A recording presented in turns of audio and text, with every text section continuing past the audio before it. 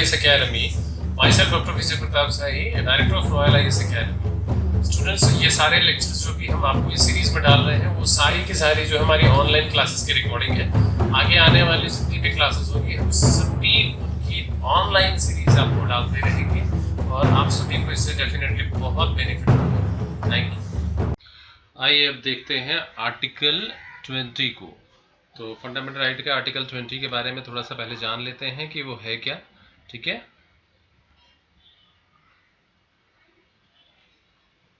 तो ये है आर्टिकल 20। आर्टिकल 20 पहले क्या कहता है उसके बेस के बारे में हम जान लेते हैं, हम समझ लेते हैं सबसे पहले।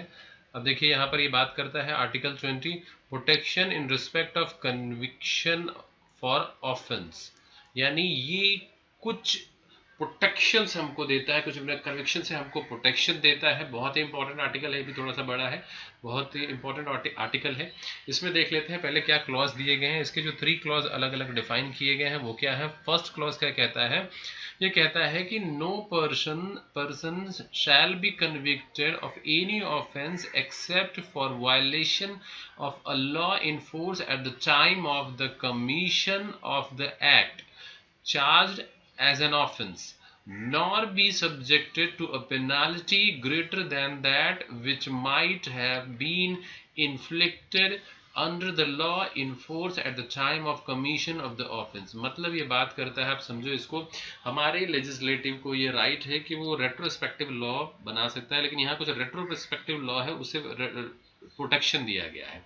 अब रेट्रोस्पेक्टिव लॉ से प्रोटेक्शन किस बात के लिए दिया गया है, इसमें जो बताता है, मान लीजिए आपने कोई ऐसा क्राइम कन्विक्ट किया है, 2020 है, अगर आपने 2018 में कोई क्राइम कन्विक्ट किया है लेकिन तब उसे क्राइम की कैटेगरी में नहीं रखा जाता था और आज 2020 में उसे क्राइम बताया गया है और उसके अगेंस्ट पेनल्टी या उसे ऑफेंस माना जाता है, उसके अगेंस्ट चार्ज या उसके अगेंस्ट आपको सजा की भी प्रोविजन कर दी गई है।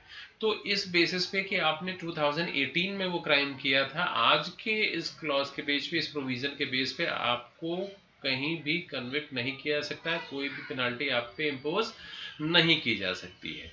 या मान लीजिए आपने कोई भी अगर ऐसा क्राइम किया है जिसके अगेंस्ट पेनल्टी 2 साल पहले किया था, पेनल्टी जो थी वो कम थी, मान लीजिए 5000 उसके अगेंस्ट पेनल्टी थी और आज उसके अगेंस्ट पेनल्टी इंक्रीज करके 15000 हो चुकी है। तो आज उसके ट्रायल में अगर आपको 2 साल लग गए तो इस बेसिस पे आप पे पेनल्टी एक्सेस नहीं डाली जा सकती, क्योंकि आपने क्राइम अगर 2 साल पहले किया है तो 2 साल पहले उस पर जो भी पेनल्टी इम्पोज थी उसी के बेस पर आप पे पेनल्टी इम्पोज की जाएगी। यानी ये रेट्रोस्पेक्टिव लॉ से आपको प्रोटेक्शन देता है, आप उसके अगेंस्ट प्रोटेक्शन ले सकते हो 20 क्लॉज 1 के थ्रू। सेकेंड ये क्या बात करता है, सेकेंड कहता है कि no person shall be prosecuted and punished, किसी भी व्यक्ति को प्रोसिक्यूटेड पनिश नहीं हो सकता for the same offence more than once. अगर किसी व्यक्ति ने एक ही ऑफेंस किया है और उसके लिए उसे पनिशमेंट मिल चुकी है, उस सेम ऑफेंस के लिए फिर से उसको पनिश नहीं किया जाएगा। इसमें अभी क्या क्या है, इनग्रेडिएंट अगर चेंज होता है, ऐसे कई चीजें बदलाव है, वो हम अभी डिटेल में इन सब के बारे में देखेंगे ताकि आप प्रीलिम और मेंस दोनों में इसको अच्छे से एक्सप्लेन कर सको। थर्ड क्लॉज क्या कहता है, थर्ड कहता है no person accused of any offence shall be compelled to be witness against himself. कोई भी व्यक्ति अपने ही द्वारा किए गए ऑफेंस के लिए विटनेस नहीं होगा। अगर आपको विटनेस बनने के लिए बाध्य किया जाता है, को कंपेल किया जाता है, तो आप ये 20 क्लॉज 3 का प्रोटेक्शन ले सकते हो। ठीक है, तो आइए अब इन तीनों को हम थोड़ा सा डिटेल में देखते हैं कि ये है क्या, थोड़ा सा और बेसिक जान लेते हैं। ये बेसिकली आर्टिकल 20 जो है वो सेफ गार्ड है to the person accused of a crime, ठीक, क्रिमिनल, ओनली क्रिमिनल ऑफेंस के लिए है और ये सब्सटेंसिव और प्रोसीजरल दोनों ही पार्ट के लिए है, 2 और 3। फिर इनकॉर्पोरेट थर्ड जो है प्रोहिबिशन। अब ये क्या बात करता है, जैसे फर्स्ट ये जो बात करता है first x post facto law, यानी ये फर्स्ट की बात करता है कि क्राइम जिस समय हुआ उसी समय के प्रोविजन के अकॉर्डिंग आपको पेनाल्टी इम्पोज होगी या सजा मिलेगी। डबल जियोपार्डी की बात करता है। डबल जियोपार्डी का मतलब होता है कि एक ही क्राइम के लिए एक से ज़्यादा बार सजा आपको नहीं दी जा सकेगी। और सेल्फ इंक्रिमिनेशन का मतलब होता है आपको कंपेल नहीं किया जाएगा कि आपके द्वारा किए गए क्राइम के लिए आप खुद ही विटनेस हो, आप उसकी प्रोटेक्शन ले सकोगे। ठीक, तो ये एक शॉर्ट में था। अब देखते हैं इसमें और क्या चीज़ें इसमें इन्वॉल्व की। अब जैसे इसमें बात की जाए है, पहले फर्स्ट की बात करते हैं। ये कह रहा है प्रोटेक्शन, ये प्रोटेक्शन है against x post facto law. ठीक, अब इसमें क्या कहा गया है कि अ law which imposes penalty retrospectively that is upon the fact which already done और विच इंक्रीज द पेनाल्टी और फॉर द पास्ट। यानी यहाँ पर ये क्या बात करता है कि रेट्रोस्पेक्टिव में अगर कोई पेनाल्टी आपको लगाई गई है पहले, अगर वो इंक्रीज होती है पास्ट के इधर, पास्ट से जितनी लगाई गई थी उससे इंक्रीज होगी, तो ये एप्लीकेबल नहीं होगा, इसके अगेंस्ट आप प्रोटेक्शन ले सकते हो। आर्टिकल 21 क्या कहता है? आर्टिकल 21 इम्पोज होता है a limitation on the law making power of the legislature। ये लेजिस्लेचर के लॉ मेकिंग पावर्स के ऊपर एक तरह से लिमिटेशन बांधता है आर्टिकल 21। उसके बाद इसमें और क्या है कि no person shall be convicted of any offence except for violation of law in force at the time of the commission of the act charge as an offence. जब जिस समय किया गया है, अगर उस समय उसके अगेंस्ट जो भी सजा या पेनाल्टी दी गई है उसी के अकॉर्डिंग आप पे चार्ज लगाया जाएगा, उससे अलग कुछ भी नहीं। And not applicable in the case of trial, और ये ट्रायल पे किए हुए केसेस पे एप्लीकेबल नहीं होता, इसके लिए पनिशमेंट ऑलरेडी मिल चुकी है, तो उस पर ट्रायल में चल रहे केसेस के लिए एप्लीकेबल नहीं है। आइए देखते हैं और आगे इसके बारे में थोड़ा सा जान लेते हैं और डिटेल में। यहाँ बात की गई है, जैसे यहाँ कुछ केस स्टडीज़ इसके बारे में दिया हूँ इसको एक्सप्लेन करने के लिए। जैसे मैंने पहले बताया था कि केस स्टडीज़ जो हैं उनको ध्यान नहीं रखना है, लेकिन उसके थ्रू मैं आपको समझाने के सीक्वेंस में इनमें कुछ केस स्टडीज़ के बारे में मैं एक्सप्लेन करता हूँ कि वो है क्या। कि अगर प्रीलिम्स में भी आपको इसका बाइफर्केशन या किसी भी तरह घुमा के भी क्वेश्चन पूछते हैं या मेंस में, तो आप उसको लिख सकते हो या उसको समझ सकते हो। अब यहाँ बात की गई है कि union of India versus Sukumar के केस में, a law which retrospectively change the venue of the trial and offence from a criminal court to an administrative tribunal is not hit by article 21। अब यहाँ क्या हुआ था, यहाँ पर जो इस केस में जो एक्यूज है उनको जो सजा है वो पहले ही एडमिनिस्ट्रेटिव ट्रिब्यूनल के लिए दी गई थी, या फिर उनको वहाँ अपने जो डिपार्टमेंटल इंक्वायरी है उसके थ्रू उनको रिस्ट्रिक्ट जो है सस्पेंड कर दिया गया था। फिर उसका ट्रायल जब क्रिमिनल कोर्ट में होता है तो एक्यूज चाहता है कि उसको जो है प्रोटेक्शन मिले 21 का, और उसके पीछे आर्गुमेंट ये है कि जब एडमिनिस्ट्रेटिव ट्रिब्यूनल के थ्रू उसे ऑलरेडी सस्पेंड किया जा चुका है या उसके अगेंस्ट उसको सजा मिल चुकी है, तो क्रिमिनल कोर्ट में फिर एक ही ऑफेंस के लिए फिर से सजा या उसकी सुनवाई ट्रायल क्यों, या उसके लिए फिर क्यों सजा दी जाए। तो कोर्ट ने कहा कि जो भी एडमिनिस्ट्रेटिव ट्रिब्यूनल है उसको काउंट नहीं किया जाएगा, जो क्रिमिनल कोर्ट में अगर सेम ऑफेंस के लिए सजा मिल चुकी है तो ही उसे 21 का प्रोटेक्शन मिलेगा, अदरवाइज नहीं। यहाँ पर कुछ और एक्सप्लेन करने के लिए यहाँ पर इसमें बताया गया है कि जैसे इसमें 1986 में डाउरी डेथ का केस जो था पनिशेबल ऑफेंस बना 86 में जा करके, तो इसलिए बिकॉज 21 का प्रोटेक्शन जो है इसे this section would not be applicable to the dowry death cases which took place prior to this enactment। मतलब इसके पहले जो भी डेथ केसेस या डाउरी के केसेस है उस पर ये एप्लीकेबल नहीं होगा। ठीक, फिर यहाँ पर बात करी गई है कि part second, no person shall be subjected to penalty greater than that which might have been inflicted under the law in force at the time of commission of the offence. यानी जिस समय वो ऑफेंस उसने किया था उस समय जो भी पेनाल्टी इम्पोज थी वही पेनाल्टी भले उसको 2 साल या 3 साल बाद उसको सजा होती है तो पेनाल्टी उसी टाइम की इम्पोज होगी। ठीक है, अब यहाँ पर जो बात की गई है एक दो केस के थ्रू समझाने की कोशिश की। केस है Kedarnath versus state of West Bengal 1953। इसमें जो है 1947 में एक्यूज ने एक कमिट किया था ऑफेंस, और उसके लिए ट्रायल के लिए उसे 2 साल का सजा मिल गई 1949 में। लेकिन उसके अगेंस्ट जो पेनल्टी थी, जब उस समय ट्रायल चल रहा था, जिसमें किया था उसने ये कमिट, तब उसके अगेंस्ट इम्प्रिजमेंट और फाइन या दोनों हो सकता था। लेकिन 1949 में उस सज़ा को और इंक्रीज़ कर दिया गया, पेनल्टी इंक्रीज़ कर दिया गया। तो कोर्ट ने जो फैसला सुनाया उसमें 1949 में जो भी 49 में पेनल्टी जो है उसके अकॉर्डिंग ही सुनाया। तो इस बात को लेकर के शेल्टर ली तो उसको 21 का यहाँ पर शेल्टर मिलेगा। बाद में कोर्ट ने डिफाइन किया, क्योंकि वो कमिट 47 में किया गया ऑफेंस है, इसलिए 47 में जब भी उससे रिलेटेड जो भी पेनल्टी होगी उसी के अकॉर्डिंग उसको सजा दी जाएगी। ठीक, इसी तरह से शिव दत्त राय फतेह चांद वर्सेस यूनियन ऑफ इंडिया 1984 में ये कहा गया कि increasing a penalty with retrospective effect for the violation of taxing statute does not infringe article 21। अब यहाँ पर मैंने आपको ये केस का क्यों डिस्कशन किया, क्योंकि यहाँ पर ये समझना आपको ज़रूरी है कि जैसे मान लीजिए आपने लास्ट ईयर जो है टैक्सेशन को लेकर आपको कुछ पेनाल्टी इम्पोज करी जाती है, और एक साल आप टैक्स पे नहीं करते हो, तो उस पर जो सर चार्ज है, जो एक्स्ट्रा चार्जेस है, बर्डन और बढ़ के आती है। तो आप जो है 21 का शेल्टर बिल्कुल भी नहीं ले पाओगे, क्योंकि टैक्सेशन जो है उस पर ये इम्पोज नहीं होता, क्योंकि वो उसमें बढ़ी हुई जो भी चार्ज है उस पर बढ़ के आई है। ये जो अगर ट्रायल जो अगर कोर्ट में होते हैं उन पर ही इम्पोज होगा। ये कहीं से भी 21 का शेल्टर आपको इस सिलसिले में टैक्सेशन में नहीं मिल पाएगा। ठीक, अब उसके बाद यहाँ पर 22 की बात करते हैं डबल जियोपार्डी के बारे में। अब डबल जियोपार्डी क्या कहती है? द वर्ड जियोपार्डी का मतलब है द डेंजर, लॉस, हार्म और कन्विक्शन। ठीक, यहाँ कहता है कि no person shall be prosecuted and prosecuted और punished for the same offence more than one. एक ही सजा, एक ही गलती के लिए उसे एक से ज़्यादा बार सजा नहीं दी जाएगी। इसको भी डिटेल में हम समझते हैं। इसका उद्देश्य क्या था? ऑब्जेक्टिव कि to avoid harassment which must be caused for successive criminal proceedings where the person has committed only one crime.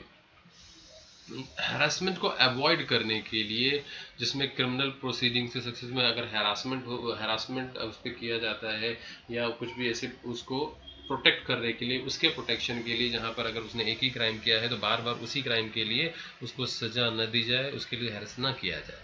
ठीक, ये ऑब्जेक्टिव से किया गया। A man must not be put twice in peril for the same offense। एक ही crime के लिए उसे बार बार harassment या सजा न दी जाए, इसके लिए ये क्रिएट किया गया। फिर Constitution bar double punishment for the same offense. The conviction for such offense does not bar for subsequent trial and conviction for another offense, and it does not matter the same ingredient of these two offence. यहाँ पर ये बात करता है, जैसे कि अगर मान लीजिए आपको सजा दी गई है, मान लीजिए किसी व्यक्ति ने चोरी की है, तो चोरी के लिए उसे सेम ऑफेंस है, तो उसके लिए फिर से ट्रायल के लिए नहीं लाया जा सकता। लेकिन चोरी के साथ साथ अगर उसने कोई चीटिंग की भी करी है तो कोर्ट में उसे चीटिंग के लिए दोबारा ट्रायल के लिए उसे पेश किया जा सकता है। यानी अगर इंग्रेडिएंट अगर सेम है तो नहीं होगा, लेकिन अगर उसमें डिफरेंट इंग्रेडिएंट होता है तो उसको उस बात के लिए, चोरी के अंदर अगर चीटिंग का भी अगर केस मामला है तो चीटिंग के केस में इंग्रेडिएंट डिफरेंट हो जाता है और फिर उसे ऑफेंस के लिए उसे फिर से ट्रायल पे लिया जा सकता है। ठीक है, यहाँ इसकी बात करता है। अब यहाँ पर उसी को कुछ चीज़ें एसेंशियल इस ट्रायल के लिए बताई गई है, क्या ज़रूरी होता है प्रोसिक्यूट एंड पनिश के लिए। The prosecution punishment should coexist for article 22 to be operative. A prosecution without punishment would not be bring case under the said trial। यानी इसके लिए सबसे ज़्यादा ज़रूरी है सेम ऑफेंस के लिए कि उसको पनिशमेंट मिल चुकी हो, ट्रायल में हो तो नहीं मिलेगा। फिर जो एक्यूज है, accused must be prosecuted and punish in the previous proceeding, मतलब अपने पहले के प्रोसीडिंग में इन सेम ऑफेंस के लिए उसे सजा मिली हो। And the offence must be the same for which he was prosecuted and punished in the previous proceeding. यानी उसके लिए ग्रेडियंट इंग्रेडिएंट भी जो है डिफरेंट ना हो, डिफरेंट किसी चीज़ के लिए ट्रायल ना हो, सेम अगर है तो ही उसको 22 का प्रोटेक्शन मिलेगा। ठीक, यहाँ पर एक केस डिस्कस कर लेते हैं इसी को समझने के लिए अच्छे से। यहाँ पर एक केस है Venkataraman versus union of India 1954 में हुआ था। इसमें क्या हुआ था कि was made before inquiry commissioner जो थे on the applicant under public service inquiry act 1960 के थ्रू। इसमें क्या किया गया था, he was dismiss from the service, उनको अपने मिसबिहेवियर की वजह से सर्विस से उन्हें बाहर कर दिया गया था, और charge of committed the offence under Indian penal code and the prevention of corruption. फिर उनको इंडियन पेनल कोड के थ्रू करप्शन के चार्ज में फिर से अरेस्ट किया, उन पर ट्रायल चलाए जाने की कोशिश की गई, तो उन्होंने 22 के प्रोटेक्शन लेने की कोशिश की। यहाँ पर कोर्ट ने कहा कि the court held that the proceeding held by the inquiry commissioner was only a mere inquiry, did not amount to a prosecution for a office. वो सिर्फ और सिर्फ एक इंक्वायरी थी, and hence the second prosecution does not attract the doctrine of double jeopardy और protection guaranteed under fundamental right article 22। तो उस उनको जो है उसे पूछताछ थी, और उसको उनको जो सजा दी गई थी डिपार्टमेंट के थ्रू, तो वो उनको किसी भी तरह से 22 का प्रोटेक्शन नहीं मिलेगा। ठीक है, अब आइए बात कर लेते हैं 23 की। 23 क्या है, ये सेल्फ इंक्रिमिनेशन एविडेंस की बात करता है 23। No person accused of any offence shall be compelled to be a witness against himself. कोई किसी भी व्यक्ति को अपने द्वारा किए गए किसी भी ऑफेंस के लिए विटनेस बनने के लिए मजबूर नहीं किया जाएगा। अगर ऐसे किया जाता है तो वो 23 का प्रोटेक्शन ले सकता है। The term self incrimination means the act of accusing oneself of a crime for which a person can then be prosecuted, जिसके लिए उसको सजा मिली है। और सेल्फ इंक्रिमिनेशन जो है कैन अकर डायरेक्टली भी हो सकता, कहा जा सकता है इनडायरेक्टली भी।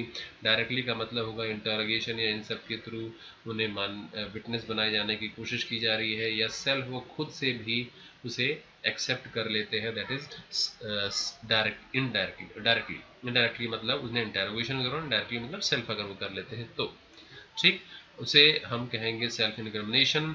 And no man bound to accuse himself, खुद के लिए जो है उन्हें विटनेस बनने के लिए मजबूर नहीं किया जाएगा किसी भी सूरत में। अब इसको समझने की कोशिश और डिटेल में थोड़ा सा करते हैं। यहाँ पर क्या हुआ कि एट द फर्स्ट इंस्टांसेस ऐसा लगता है कि ये एब्सोल्यूट नेचर का है, मतलब किसी भी चीज़ में अगर व्यक्ति को एक्यूज़ किया गया है और उसके ऊपर कोई ऐसा आरोप लगाया जाता है तो वो कह सकते 23 का प्रोटेक्शन ले सकता है, लेकिन ऐसा नहीं है, क्योंकि कॉन्स्टिट्यूशन हमारे प्रिवेंट करता है किसी भी एब्सोल्यूटिज्म को। तो यहाँ पर क्या बात करी गई है कि इसका मतलब इंडियन एविडेंस एक्ट 1972 के थ्रू ये कहा गया है कि अगर जो एक्यूज है, ठीक, और उसके ऊपर अगर डीएनए सैंपल की बात की पैटर्नरी टेस्ट के लिए, तो ऐसा नहीं, वो उसको 23 का प्रोटेक्शन इसके थ्रू बिल्कुल भी नहीं मिलेगा कि उसको सेल्फ के लिए विटनेस नहीं किया सकता, 23 का प्रोटेक्शन यहाँ नहीं किया जाएगा। इसका मतलब एनी सब्सटेंस और ऑब्जेक्ट और material is in the position of the accused, अगर उसके पास कोई मटेरियल है, कोई ऑब्जेक्ट बरामद होता है, तो उसे 23 के तहत प्रोटेक्शन नहीं दिया जाएगा। In the absence of which process of investigation shall not be completed, he may be put under pressure for example. ठीक है, तो उनको अगर मांगा जाएगा कि डीएनए का सैंपल आपका चाहिए, तो वो 23 के प्रोटेक्शन दे करके ऐसे बच नहीं सकते, उनको वो देना होगा। ठीक, to ensure fair trial the act also provides that the protection is available only to the accused, not to the witness who may be asked incriminating question to find out the truth। मतलब इसमें जो इसका ये जो self incrimination, अपने लिए ही आप witness नहीं बन सकते, ये उन पे अप्लाई होता है, लेकिन अगर कोई विटनेस है तो उन्हें किसी भी तरह के क्वेश्चन को पूछने के लिए प्रेशर डाला जा सकता है। ये विटनेस के लिए अवेलेबल नहीं है, सेल्फ विटनेस को ही सिर्फ अवॉइड करता है। The characteristic feature of this provision, इसके कुछ कैरेक्टरिस्टिक फीचर क्या है इसके समझ लेते हैं प्रोविजन के। ये है कि दैट की the accused is presume to be innocent. Accused को हमेशा इनोसेंट माना जाता है। That it is for the prosecution to establish his guilt, जब तक कि उसकी गिल्ट साबित नहीं होती। And that the accused need not make any statement against his will, इसीलिए उसे कभी भी अपनी इच्छा के विरुद्ध खुद विटनेस बनने के लिए प्रेशराइज नहीं किया जा सकता। ठीक है। अब यहाँ 3 कंपोनेंट की बात कर लेते हैं कि उसमें क्या 3 चीज़ें बेसिक शामिल होनी कंपलसरी है, जरूरी है। It is a right pertaining to a person accused of an offence, ये अधिकार है जिसका रिलेशन किसी व्यक्ति के जिसने सजा दी है उससे है, सजा दी गई है उससे है, यानी जिसने अपराध किया है उसके बीच एक रिलेशन है। And it is a protection against compulsion to be a witness, ये एक तरह की सुरक्षा है अगेंस्ट कंपल्सन टू खुद विटनेस बने जाने के विरुद्ध। It is a protection against such compulsion resulting in his giving evidence against himself, ये खुद के विरुद्ध गवाह बनने के लिए दिया गई एक सुरक्षा है। तो ये ऑल ऑफ 3 कंपोनेंट्स जो है शैल बी को exist before the protection of the said article. तो इन 3 जो है चीज़ों का शामिल होना ज़रूरी है अगर ये किसी उस व्यक्ति को ही मिल सकता है जिसको खुद के लिए गवाह बनने के लिए, विटनेस बनने के लिए मजबूर किया जाए, तो 23 का वो प्रोटेक्शन ले सकता है। आइए देखते हैं फिर इसमें क्या बात करें। इसमें आर्टिकल 23 में कहा गया does not apply to departmental inquiries into allegation against a government servant since there is no accusation if any offence within the meaning of article 23। Departmental अगर कोई इंक्वायरी है तो उसको बिल्कुल भी इंक्लूड नहीं किया जाएगा, और डिपार्टमेंटल इंक्वायरी के बाद अगर उसको कोर्ट के ट्रायल पे लिया जाता है तो बिल्कुल भी ऐसा कह के 23 का प्रोटेक्शन उसको नहीं मिलेगा कि उसे फिर से ट्रायल पे सेम ऑफेंस के लिए लिया जा रहा है। ठीक है। And not available for the witness, ठीक, ये गवाह जो है उसके लिए अवेलेबल नहीं है, सेल्फ विटनेस के लिए ही है। ठीक। अब यहाँ पर जो बात की गई है protection again compulsion to be witness, the protection content जो है 23 is against compulsion to be witness against oneself, खुद के विरुद्ध विटनेस बनने के लिए ही अवेलेबल है। यहाँ पर एक MP शर्मा का केस है वर्सेस सतीश चंद्र 1954 में सुप्रीम कोर्ट ने एक वाइड इंटरप्रिटेशन दिया टू बी विटनेस का। उसमें कहा गया which was inclusive of oral, documentary, testimonial evidence, in 3 सभी चीज़ों को शामिल किया जाएगा। इसमें कोर्ट रूम में होने वाले जो विटनेस है उससे भी प्रोटेक्शन है, साथ ही साथ टेस्टिमोनियल में जो लिया जाता है इंटेरोगेशन के समय उससे भी उसमें प्रोटेक्शन दिया गया है। अब यहाँ पर बात कर लेते हैं कुछ एक्सेप्शंस की। इट फॉलो दैट कि अगर ऐसा नहीं है कि वो सेल्फ अगर विटनेस से प्रोटेक्शन 23 के हर चीज़ों में मिलेंगे क्योंकि एब्सोल्यूट नेचर का नहीं है। इट इज़ फॉलोइंग दैट कि अगर थंब इम्प्रेशन लिया जाता है और फूट इम्प्रेशन की बात हो, पाम फिंगर इम्प्रेशन की बात हो, या स्पेसिफिक ऑफ राइटिंग की बात हो, अगर उसकी ली जाएगा राइटिंग मैच करने के लिए उनको कुछ लिखवाया जाता है, या एक्सपोजिंग बॉडी की बात हो, तो इन सारे ही चीज़ों में 23 का प्रोटेक्शन नहीं मिलेगा। ठीक।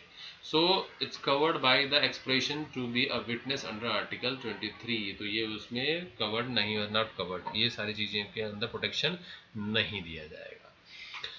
अब यहाँ पर राइट ऑफ साइलेंस के बारे में कुछ बात कर लेते हैं, इससे रिलेटेड केस भी देख लेते हैं। जैसे the right to silence has various fact. First कहता है द बर्डन, मतलब आपसे ज़बरदस्ती विटनेस नहीं बनाने पर मजबूर किया जाएगा। The burden is on the state, ये स्टेट के ऊपर बर्डन डाला गया है कि रेदर द प्रोसिक्यूशन के ऊपर बर्डन नहीं है कि वो प्रूव करे कि वो गिल्टी है। ठीक। और एन एक्यूज जो है वो ऐसा प्रिज्यूम इनोसेंट किया जाता है जब तक कि उसकी गिल्टी प्रूव नहीं होती। The right of accuse against self incrimination namely the right to be silent and that he can not be compelled to increment himself, तो इसलिए उसका ये राइट टू बी साइलेंट बन जाता है, इसीलिए उसे खुद के लिए कंपेल्ड इंक्रिमिनेट के लिए हिमसेल्फ को बाध्य नहीं किया जा सकता। There are also exceptions to the rule. An accused can be compelled to submit to investigation by allowing his photograph, accused को फोटोग्राफ के लिए, वॉइस रिकॉर्डिंग के लिए, ब्लड सैंपल के लिए, हेयर के लिए, बॉडी मटेरियल के लिए 22 का प्रोटेक्शन नहीं मिलेगा। ठीक, अब इसमें एक केस डिस्कस कर लेते हैं। केस है नंदनी सत्यपति वर्सेस पीएल दानी, 1978 का केस है। इस केस में बेसिकली क्या किया गया था, इस केस में एपिलेंट जो है अब फॉर्मर चीफ मिनिस्टर उड़ीसा के थे, जिन्हें एक्चुअली बुलाया गया था एक विजिलेंस पुलिस स्टेशन में इंक्वायरी के लिए, एग्जामिन करने के लिए, और उनके सामने कई चीज़ों के क्वेश्चंस रख दिए गए। उन पे केस था against her under the prevention of corruption act 1947 के अगेंस्ट। ठीक, लेकिन इसके लिए उन्होंने जवाब देने से मना कर दिया। जब उन्होंने मना कर दिया तो इस बात को लेकर के उन पे जो है केस फाइल हुआ, ट्रायल के लिए बुलाया गया, और उन पे ये आरोप लगाया गया कि वो एडमिनिस्ट्रेशन को इंक्वायरी के लिए आगे बाधा डाल रहे हैं, उसको आगे नहीं दे रहे हैं। कोर्ट का जो फैसला आया, कोर्ट ने कहा, supreme court rule that the object of article 23 is to protect the accused from unnecessary police harassment and hence it extended to the stage of police investigation apart from the trial procedure. मतलब इसमें जो फैसला है वो accused के favour में गया कि वो उस समय खुद ही उसने ऑफेंस किया है, उसके उनके अगेंस्ट अपराध शामिल हुआ, इसीलिए उन्हें 22 का प्रोटेक्शन दिया जाएगा और उनको इसके लिए बाध्य किसी भी तरह से नहीं किया जा सकता।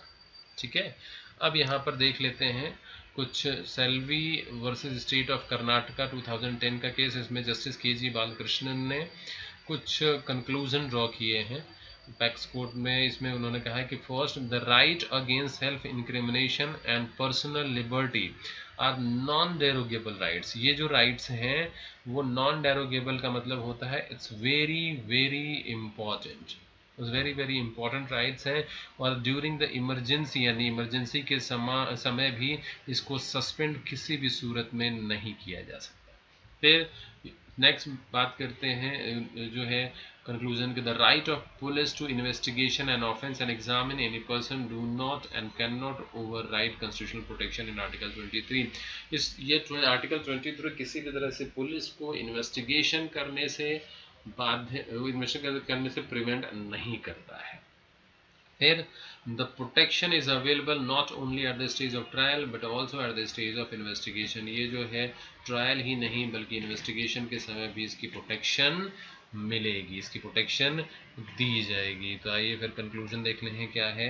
कंक्लूजन कहता है कि जो आर्टिकल 20 है वो प्रोवाइड्स है a right of protection to a person in respect of conviction for offence against police authority. Police authority के अगेंस्ट जो भी उसने पुलिस अथॉरिटी के अगेंस्ट एक तरह से प्रोटेक्शन है। अगर उसने क्राइम किया है व्यक्ति ने तो सेल्फ विटनेस और इन सब चीज़ों से प्रोटेक्शन देता है। फिर applicable only to the criminal offence, सिर्फ क्रिमिनल ऑफेंस में अवेलेबल है, and applicable to the both citizens और नॉन सिटीजन दोनों को ही ये मिला हुआ है, यानी कॉरपोरेशन को भी। और आर्टिकल 20 है वो also constitutes the limitations on the legislative power. Legislative power पे एक तरह से लिमिटेशन का काम भी करता है, union and state legislative both. फिर आर्टिकल 22 जो है इसको प्रोटेक्टिव, 23 जो है प्रोटेक्टिव अम्ब्रेला भी कहते हैं। ठीक, अगेंस्ट द टेस्टिमोनियल कंपल्सन। तो इसके थ्रू किसी भी भारतीय नागरिक यानी इंडियन सिटीजन और नॉन सिटीजन दोनों को 3 काइंड ऑफ प्रोटेक्शन दिए जाते हैं। तो ये था आर्टिकल 20।